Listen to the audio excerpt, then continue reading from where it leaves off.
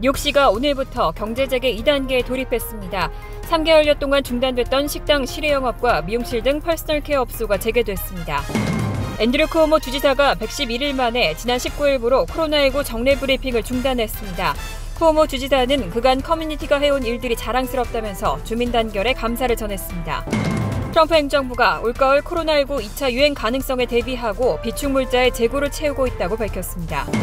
트럼프 대통령이 곧 외국인 노동자들을 규제하기 위한 새로운 비자 제한 정책을 발표하겠다고 밝혔습니다. 연방법원이 존 볼턴의 백악관 회고록 출간을 금지해달라는 법무부의 가처분 신청을 기각했습니다. 회고록은 예정대로 내일 출간됩니다. 이상은 이 시각 주요 뉴스입니다.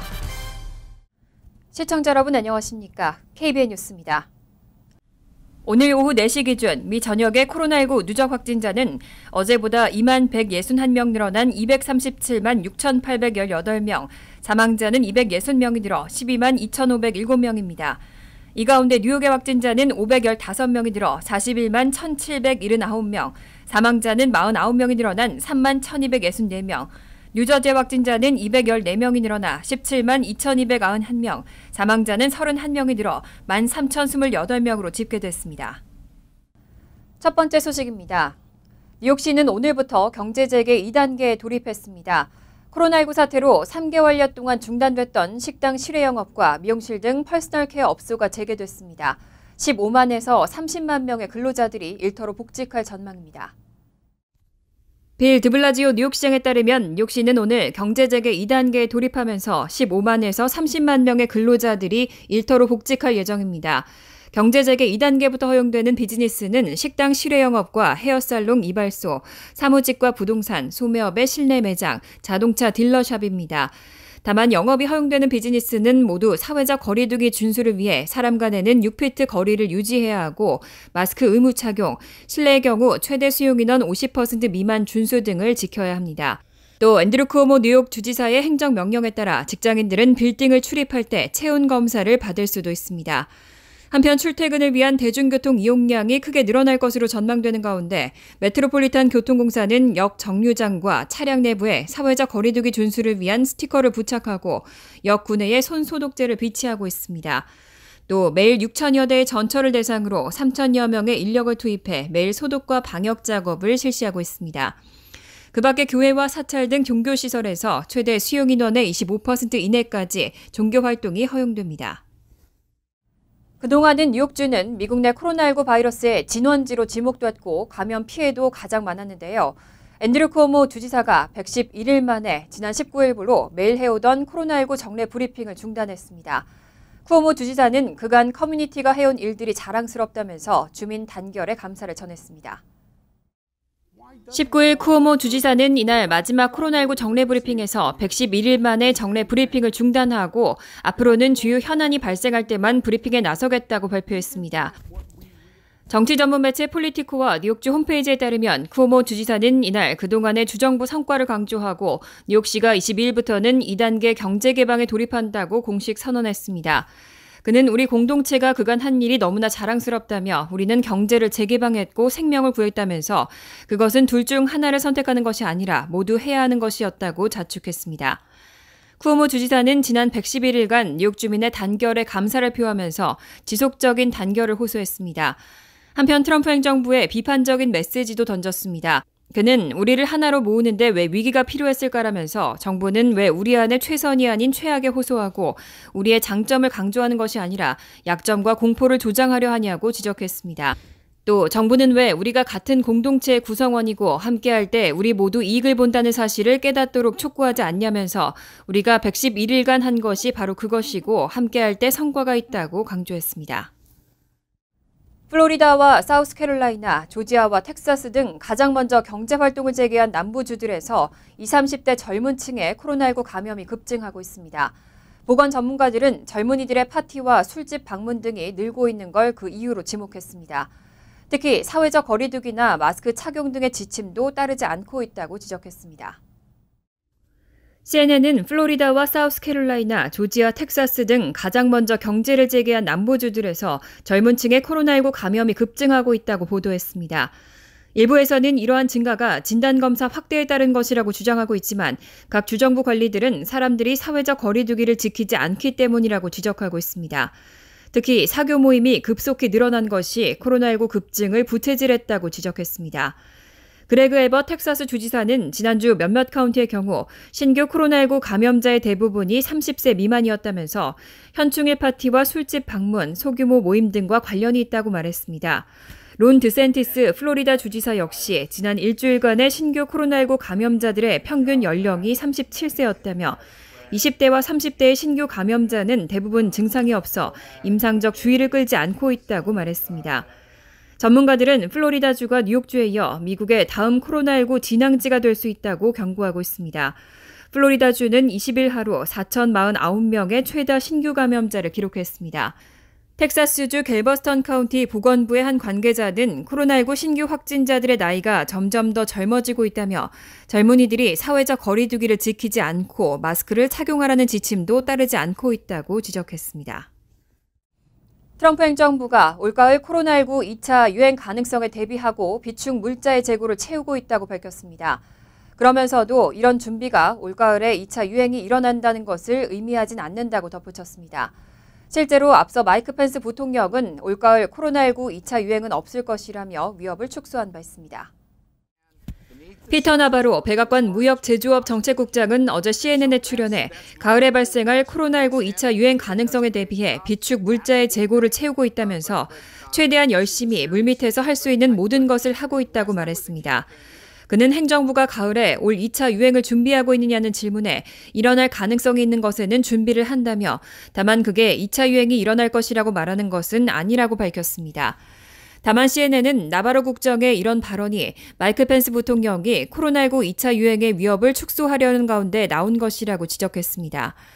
펜스 부통령은 지난 16일 코로나19 2차 유행은 없다라는 제목의 월스트리트저널 기고문에서 미디어가 2차 유행의 패닉을 부추기고 있다며 그런 패닉은 과장된 것이라고 밝힌 바 있습니다.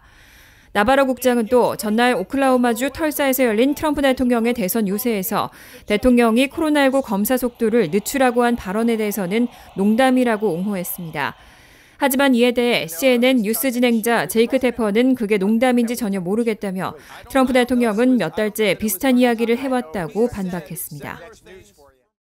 트럼프 대통령이 지난 20일 털사 선거 유세 연설에서 코로나19 진단 검사가 늘어났기 때문에 확진자도 늘어나는 것이라고 언급했습니다. 때문에 코로나19 진단 검사를 줄여야 한다고 덧붙였습니다. 코로나19 사망자가 12만 명을 넘은 가운데 이런 대통령의 발언에 비난이 쏟아지고 있습니다. 20일 트럼프 대통령은 오클라호마주 털사에서 석 달 만에 선거 유세 연설을 하면서 코로나19 진단 검사를 양날의 검이라고 표현했습니다. 그러면서 여기에는 나쁜 면이 있다며 그 정도로 진단검사를 하면 더 많은 확진자들을 찾아내게 되기 때문에 자신이 진단검사를 제발 줄이라고 말했다고 밝혔습니다. 미국의 코로나19 사망자가 12만 명을 향해 가는 상황에서 나온 발언입니다.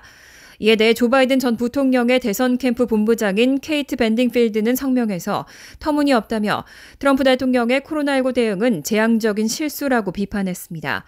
조 바이든 전 부통령 역시 트위터를 통해 테스트에 속도를 내야 한다고 밝혔습니다. 민주당 소속 낸시 펠로시 하원의장은 트럼프 대통령이 윤리적으로 부적격하고 사태를 이끌어가기에 지적으로 준비되지 못했다고 지적했습니다. 지난 대선에서 트럼프 대통령과 맞붙었던 힐러리 클린턴 전 국무장관도 거의 12만 명의 미국인이 사망했는데 대통령은 검사를 줄이라고 요청했다고 말했다며 검사는 희생자들을 구할 수도 있었다고 트윗했습니다. 한편 체드 울프 국토안보부 장관 대행은 대통령이 사실 그런 지시를 한 적이 없다며 수습에 나섰습니다. 트럼프 대통령이 외국인 노동자들을 규제하기 위한 새로운 비자 제한 정책을 곧 발표하겠다고 밝혔습니다. 새 비자 정책의 예외는 거의 없고 일정 기간 동안 상당히 엄격할 것이라고 덧붙였는데요. H-1B와 H-2B, 주재원과 교환 학생 비자 등이 대상이 될 것으로 전망됩니다. 트럼프 대통령은 20일 폭스뉴스와의 인터뷰에서 일자리를 찾는 사람들이 많고 그런 사람들이 급속히 늘어날 것이라면서 나라 경제가 매우 빠른 속도로 되돌아오고 있는 만큼 내일 또는 그 다음 날에 비자에 관한 뭔가를 발표할 것이라고 말했습니다. 이어서 많은 사람들이 새 비자 정책에 대해 행복해할 것이라면서 그게 상식이라고 덧붙였습니다. 다만 구체적인 내용에 대한 언급은 피하면서 새로운 비자 정책에 일부 예외가 있을 수는 있다고 밝히고 대기업은 장기간 미국에 들어오는 특정 인력이 필요하다고 덧붙였습니다. 그러면서도 새 비자 정책에 예외는 거의 없고 일정 기간 동안 상당히 엄격할 것이라고 밝혔습니다. 트럼프 대통령과 인터뷰를 한 존 로버츠 수석특파원은 인터뷰를 마친 이후 트위터에 정부의 새로운 비자 제한 정책이 전문직 취업 비자인 H-1B와 H-2B, 주재원 비자인 L-1과 교환학생 및 연수 비자인 J-1을 대상으로 한다고 지적했습니다. 공영방송 NPR은 트럼프 대통령이 연말까지 해당 비자 발급을 중단하는 행정명령에 곧 서명할 것이라고 전했습니다. 트럼프 대통령은 지난 토요일 코로나19 사태 이후 석 달여 만에 털사에서 선거 유세를 재개했습니다. 그런데 10만 명이 운집할 것으로 예상됐던 유세장에는 고작 6천 명만이 참석했습니다. 그동안 자신만만했던 트럼프 대통령도 선거 책임자에게 분노를 표출한 것으로 전해졌습니다. 트럼프 대통령이 코로나19 사태 이후 석 달여 만에 재개한 선거 유세가 K-팝 팬들의 노쇼로 관중몰이에 실패했습니다. CNN 등에 따르면 21일 트럼프 대통령은 오클라호마 털사 선거 유세장의 흥행 참패에 분노한 것으로 알려졌습니다. 또 이방카 보좌관과 남편인 제러드 쿠슈너 백악관 선임 보좌관도 파스케일 선거대책본부장에게 격노한 것으로 알려졌습니다. 파스케일 본부장은 이와 관련해 언급을 피했습니다. 캠프 관계자는 트럼프 대통령이 지난 몇 주 동안 자신의 성과에 실망감을 표시해왔다며 파스케일 본부장은 이미 캠프 내부에서 압박을 받고 있었고 신뢰를 잃었다고 밝혔습니다. 앞서 트럼프 대통령은 이번 집회에 100만 명 이상이 신청했다며 기대감을 나타냈습니다. 현지 관계자도 유세장인 털사 BOK 센터 인근에 10만 명이 운집할 것으로 예상했고 파스케일은 트위터를 통해 이 숫자를 직접 공표하기도 했습니다. 하지만 19,000여 명을 수용하는 경기장은 3분의 1 정도밖에 차지 않았고 현지 소방당국은 집회 참석 인원이 6,000명 규모라고 집계했습니다. 언론들은 미국 K-팝 팬들과 동영상 공유 사이트 틱톡 사용자들이 입장권을 수만 장 신청해 놓고 유세장에 나타나지 않은 노쇼가 그 원인이라고 지적했습니다. 존 볼턴 전 백악관 국가안보보좌관의 회고록 출간에 온 세계 관심이 쏠리고 있습니다. 그런데 이 가운데 연방법원이 볼턴의 회고록 출간을 금지해달라는 법무부의 가처분 신청을 기각했습니다. 회고록은 예정대로 내일 출간됩니다.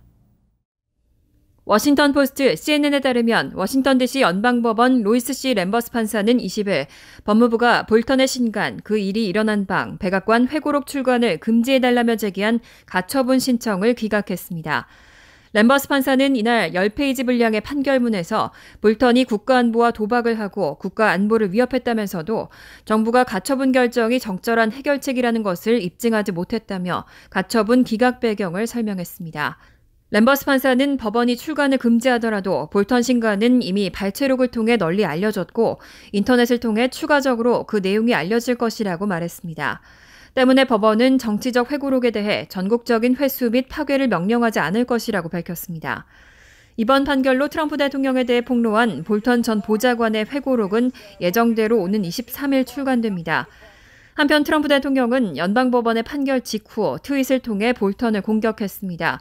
트럼프 대통령은 볼턴의 신간 내용이 이미 유출돼 많은 사람과 언론에 알려진 상황에서 판사가 그것을 막을 수 있는 방법은 없었을 것이라며 그가 기밀 정보 공개로 법을 어겼고 매우 큰 대가를 치르게 될 것이라고 비판했습니다. 뉴욕에 있는 자연사 박물관 입구에 있는 시어도어 루즈벨트의 동상을 철거하기로 결정했습니다. 이 동상은 루즈벨트가 원주민 남성 1명과 아프리카계 흑인 남성 1명을 거느린 채 말을 타고 있는 모습인데요. 드블라조 시장은 동상이 노골적으로 흑인과 원주민을 열등한 대상으로 묘사하고 있다며 철거 계획을 밝혔습니다. 빌 드블라지오 시장은 21일 뉴욕 자연사박물관 입구에 있는 시어도어 루즈벨트의 동상을 철거하기로 결정했다고 밝혔습니다. AP통신 등에 따르면 이 청동제 기념 조형물은 1940년대에 이 박물관이 있는 센트럴파크 웨스트의 입구에 세워졌습니다. 동상은 루즈벨트가 미국 원주민 남성 1명과 아프리카계 흑인 남성 1명을 지상에 거느린 채 말 위에 높이 타고 있는 모습을 묘사했습니다. 드블라조 시장은 21일 발표한 성명서에서 자연사박물관이 시어도어 루즈벨트 동상의 철거를 요청해왔다며 동상이 노골적으로 흑인과 원주민을 인종적으로 열등하고 복종적인 대상으로 묘사하고 있기 때문이라고 밝혔습니다. 그러면서 뉴욕시는 자연사 박물관의 요청을 지지하고 수락한다며 문제가 많은 동상을 철거하기에 최적의 시기에 내려진 정의로운 결정이라고 덧붙였습니다. 앨런 퍼터 자연사 박물관장은 뉴욕타임즈와의 인터뷰에서 박물관계에서는 조지 플로이드의 죽음 이후로 벌어진 인종차별 철폐와 정의 구현 운동의 확장에 깊은 감동을 받고 이번 일을 결정했다고 밝혔습니다.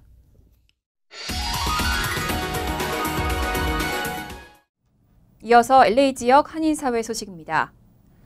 캘리포니아주가 마스크 착용을 의무화하면서 모든 주민들은 공공장소에서 마스크를 착용해야 합니다. 그런데 식사하는 도중처럼 예외는 있습니다. 보건당국이 발표한 마스크 착용 가이드라인을 김재은 기자가 정리했습니다. 엘리베이터나 주차장 등 사람들과 마주치는 공간은 물론 대중교통 이용 시에도 마스크나 안면 가리개를 착용해야 합니다. 같은 공간에 사람이 없더라도 방문객이 많은 장소라면 코와 입을 가려야 합니다. 식당과 술집에서도 마찬가지입니다. 화장실을 가는 등 매장 내를 걸어야 할 때, 그리고 음식을 기다리는 동안에는 항상 마스크를 착용해야 합니다. 단 음식을 먹거나 술을 마실 때, 즉 식사 도중에는 마스크를 벗어도 됩니다. In restaurants or bars, if you're eating and or drinking, you do not have to wear your mask. But you're absolutely right. It's not, take a bite, put your mask on while you chew. That's not what we've asked at all. We ask that you stay at a table. We ask that you stay seated. 따라서 보건당국은 마스크 미착용 손님들의 비말 전파를 차단하기 위해 직원들의 안면 보호구 착용까지 의무화했습니다. 또 손님들이 주문하거나 대화를 나눌 때 최대한 거리를 유지할 수 있도록 식당과 바 내 음악 소리도 최대한 작게 유지돼야 합니다. We recommend, and I believe it's in the protocols, that you keep the music levels low enough in a restaurant and or a bar so that servers are not leaning over at a table to take an order or to answer a question. 다만 2살 미만 영유아나 의학적 이유로 마스크 착용이 어려운 사람, 청각장애인과 보호자들은 마스크 착용 의무화 대상에서 제외됩니다. 앞으로 마스크 미착용자는 식당이나 바에서 출입이나 서비스를 거부당할 수 있으며 보건당국은 요식업소들을 무작위로 방문해 코로나19 안전수칙 준수 여부 단속을 강화할 계획이라고 강조했습니다. MBC 뉴스 김재은입니다. 오렌지 카운티에서 신규 확진자와 사망자가 계속 늘고 있습니다. 지난주 오렌지 카운티는 팬데믹 이후 최악의 일주일을 보냈습니다. 오렌지 카운티 보건국에 따르면 오늘 신규 확진자는 288명, 사망자는 7명이 추가됐고 지난 일주일 동안에만 55명이 코로나19에 감염돼 목숨을 잃은 것으로 나타났습니다. 이에 따라 오렌지 카운티의 총 확진자 수는 9,576명, 사망자 수는 257명으로 집계됐으며 사망자 가운데 절반은 요양시설 거주자로 확인됐습니다.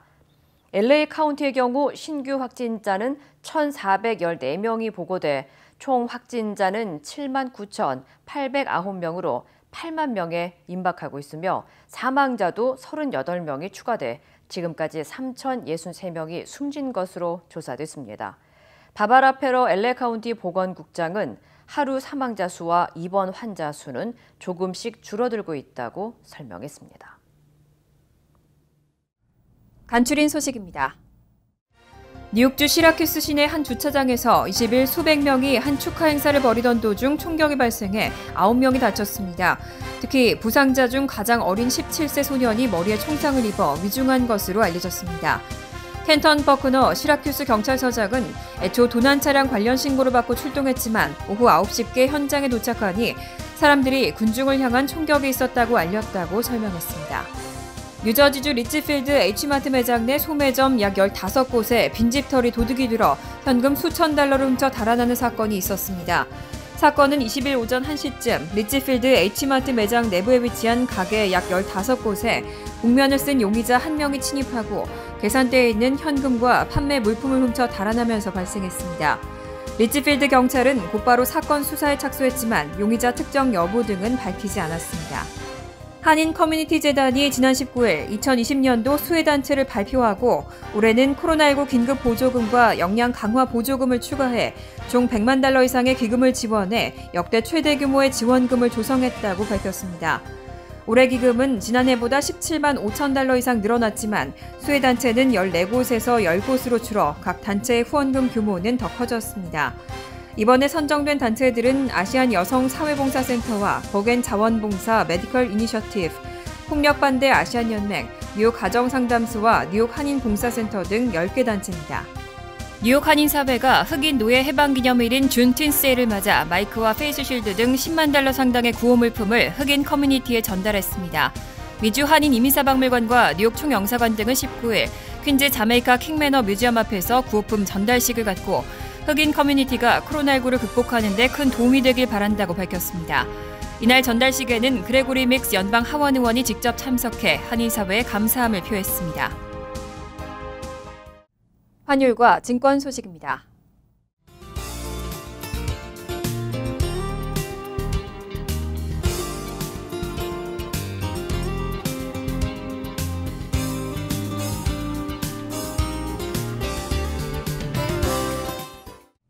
이어서 날씨입니다.